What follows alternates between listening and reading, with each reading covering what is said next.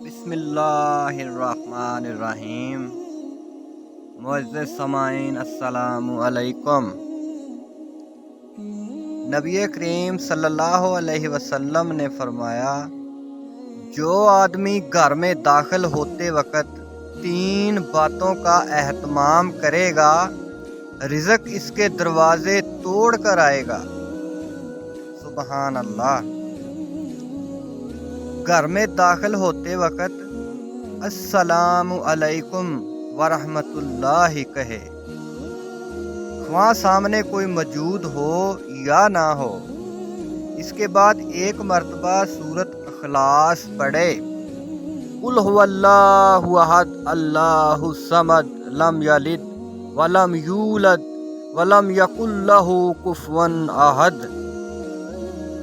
इसके बाद मेरे ऊपर एक मर्तबा दरूद भेजे, अल्लाहुम्मा सल्ली अला मुहम्मदिन व अला आलि मुहम्मदिन कमा सल्लैता अला इब्राहीम व अला आलि इब्राहीम इन्नका हमीदुम मजीद।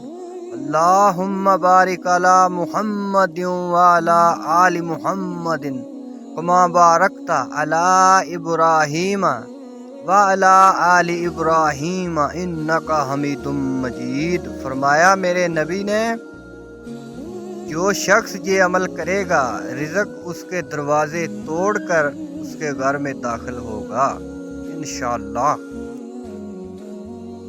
वीडियो अच्छी लगे तो लाइक सब्सक्राइब ज़रूर करें। जज़ाकल्लाह।